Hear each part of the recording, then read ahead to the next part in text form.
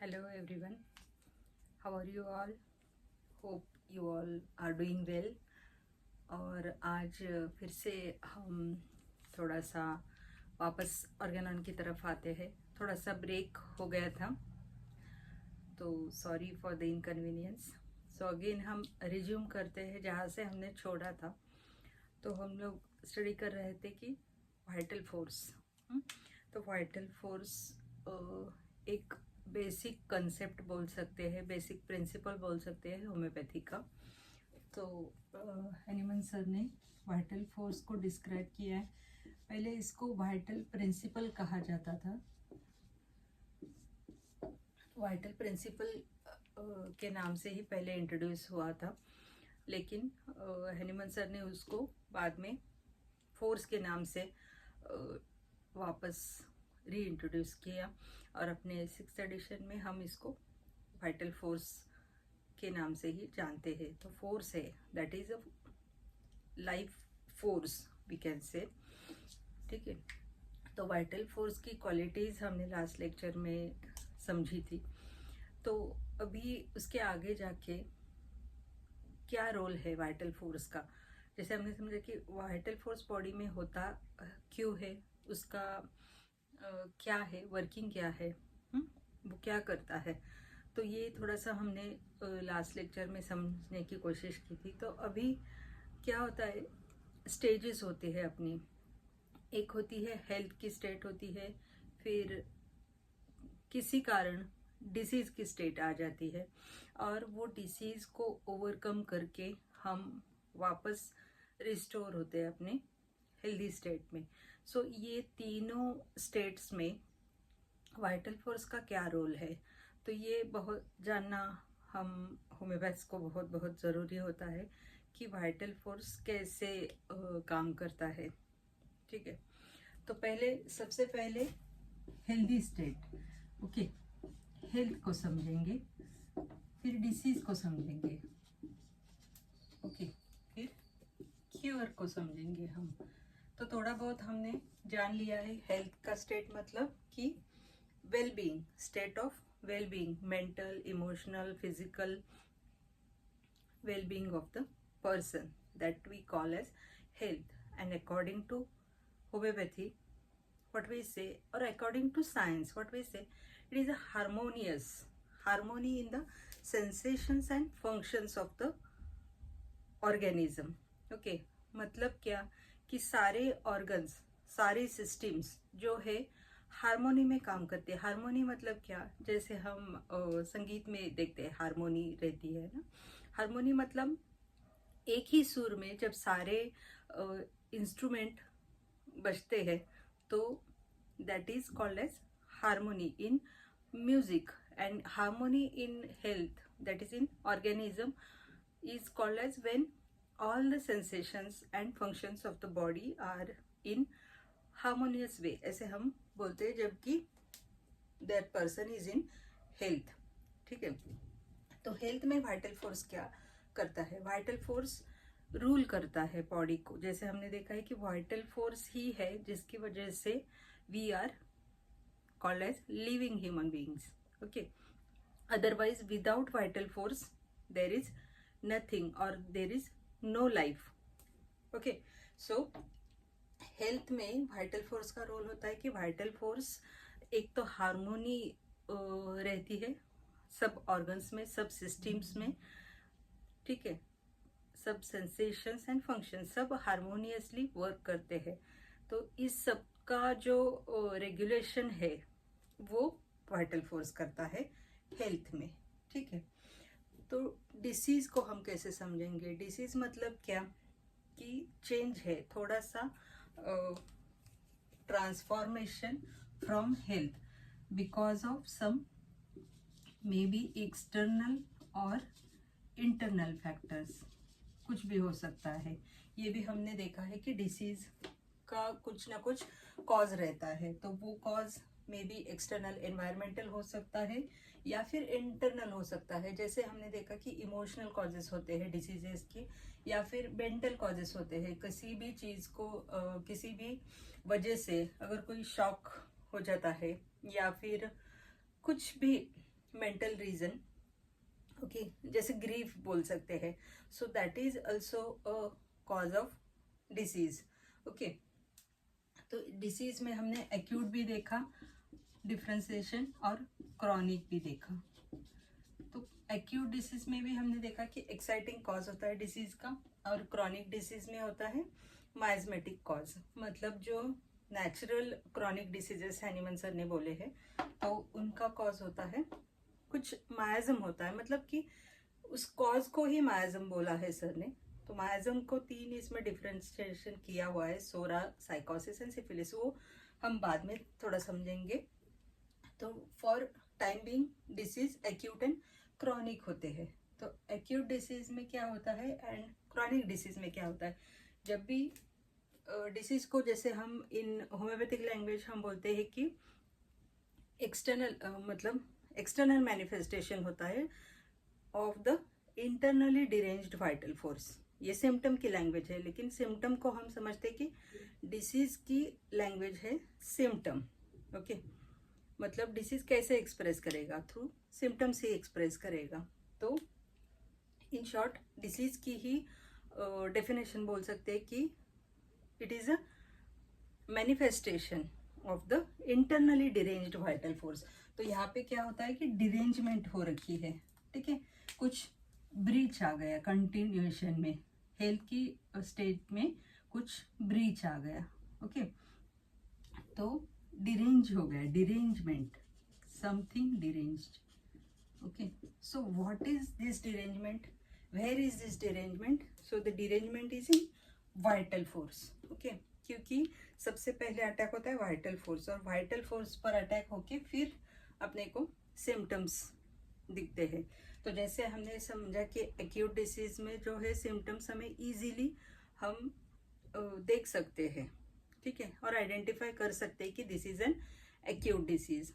लेकिन chronic disease में क्या होता है कि पिक्चर डेवलप होने में थोड़ा सा टाइम लगता है। तो यहाँ पर क्या होता है, धीरे धीरे धीरे, एक्यूट डिसीज में हम बोल सकते हैं कि फास्ट, हाँ, सडन होता है ना एक्यूट, जो भी उसके सिम्टम्स होते हैं उसका ऑनसेट होता है, ड्यूरेशन होता है, so that is sudden in acute.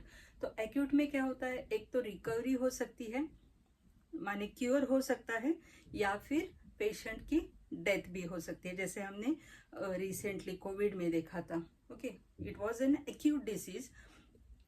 तो वहाँ पे ऐसा हो सकता है कि एक तो रिकवर हो सकता है, जैसे एनी वायरल कंडीशन और any viral disease we can see fast recovery, otherwise it will lead to death of the person. So acute का ये कंडीशन रहता है। तो एक्यूट में जो वाइटल फोर्स की डिरेंजमेंट है that is speedy, sudden, okay.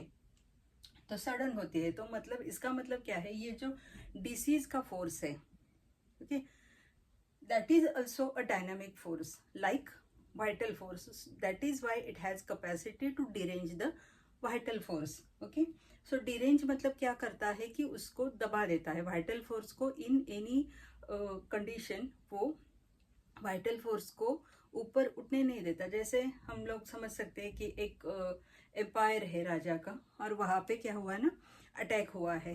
तो अगर ये राजा है अपना वाइटल फोर्स दैट इज थोड़ा सा वीक है, या फिर उसकी पावर कम पड़ जाती है, जब भी उससे पावरफुल कोई उस पर अगर अटैक हो रहा है, तो इस राजा की वाइटल फोर्स की पावर थोड़ी सी कम पड़ जाती है, ठीक है, इतनी कम पड़ जाती है कि वो फाइट नहीं कर पाता, ठीक है, एक्यूट डिसीज को, और उसकी फिर उसका एम्पायर ही खत्म हो जाता है, जैसे हमने हिस्ट्री में देखा हुआ है। This is an example to understand, okay. So ऐसा हो सकता है एक्यूट डिसीज में। तो एक्यूट डिसीज में अचानक से सब हो जाता है, सडन हो जाता है, और उसका प्रोग्रेस भी फास्ट रहता है, ठीक है। लेकिन क्रॉनिक डिसीज में जैसे हमने देखा कि उसका जो ऑनसेट है वो स्लो है, सो धीरे धीरे धीरे धीरे वाइटल फोर्स वीक होते जाता है, ठीक है। लेकिन इसमें क्या है कि हम लोग को, मतलब एक होम्योपैथिक फिजिशियन को we get time to recover the patient from this state also. Okay, तो हम अंडरस्टैंड कर सकते हैं, क्योंकि वो मॉर्बिफिक, जैसे हमने देखा था कि मॉर्बिड पिक्चर जो है डिसीज का वो इसमें फॉर्म हो जाता है क्रॉनिक डिसीज में। तो धीरे धीरे वाइटल फोर्स क्या करता है, he tries to fight with that dynamic force of chronic और मायाज्मेटिक जो भी कॉज है क्रॉनिक डिसीज का, उसको फाइट करने की कोशिश रहती है वाइटल फोर्स की। तो यहाँ पे क्या होता है, एनर्जी अपनी कम पड़ जाती है। जैसे एक्यूट में अगर हम देखें तो बहुत ज़्यादा अगर सडन है ना, सडन अगर किसी पे अटैक होता है तो उसको सडन फाइट करनी है या फिर सडन रिस्पांस देना है, सडन रिफ्लेक्ट करना है। तो उसकी वजह से क्या होता है कि वहाँ पे बहुत ज़्यादा एनर्जी लगानी पड़ती है।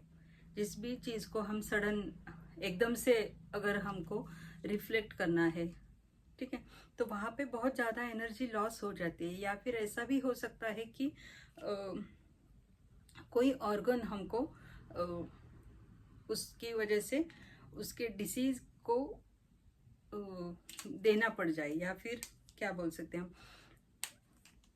वो इतना डिसीज की पावर इतनी ज़्यादा होती है कि कुछ ना कुछ हम लॉस कर जाते हैं इस फाइट में, ठीक है। तो यहाँ पे ये चीज़ होती है, मतलब डिरेंजमेंट होता है वाइटल फोर्स का, इन शॉर्ट, ठीक है। फिर आती है क्योर की बारी। तो क्योर में अगेन क्या होता है, ये फाइट तो चलती रहती है ना। तो जब जैसे हमने देखा कि हमको थोड़ा सा टाइम मिल जाता है, ठीक है, तो यहाँ पे रोल आता है, यहाँ पे हम एडमिनिस्टर कर सकते हैं होम्योपैथिक मेडिसिन। जैसे हमने होम्योपैथिक मेडिसिन एडमिनिस्टर करी तो क्या होता है, वाइटल फोर्स को थोड़ी एनर्जी यहाँ से भी मिल जाती है अपनी मेडिसिन से, ठीक है, क्योंकि ये मेडिसिनल फोर्स भी अगेन डायनामिक है। जैसे हमने देखा कि हेल्थ की स्टेट में vital force is dynamic force that is ruling the organism. Disease की स्टेट में क्या होता है कि डिसीज फोर्स बहुत ज़्यादा पावरफुल है, डायनामिक फोर्स है अगेन, ठीक है। फिर अगेन उसको भगाने के लिए, उसको एलिमिनेट करने के लिए अपने को एक और डायनामिक फोर्स की ज़रूरत पड़ती है, क्योंकि वाइटल फोर्स अपना वीक हो चुका है, ठीक है। So that comes from homeopathic medicine. तो होम्योपैथिक मेडिसिन हम जैसे ही एडमिनिस्टर करते हैं तो दैट स्टार्ट्स वर्किंग, और इसका मैकेनिज्म थोड़ा सा हम समझेंगे, बाद में भी आएगा डिटेल में, लेकिन थोड़ा सा यहाँ पर ज़रूरी है क्योंकि हमको क्योर समझना है, ठीक है। तो क्या होता है, जब भी हम होम्योपैथिक मेडिसिन एडमिनिस्टर करते हैं तो उसकी वजह से एक आर्टिफिशियल डिसीज बॉडी में तैयार हो जाता है, जैसे कि ये नेचुरल डिसीज है, सिमिलर टू नेचुरल डिसीज। लेकिन because of this homeopathic medicine and because of the dynamic state of that medicine, वो जो डिसीज है, आर्टिफिशियल जो डिसीज है, that has more power than the natural disease power, and that's why it helps to eliminate the disease force from the outside the body, okay, from the organism।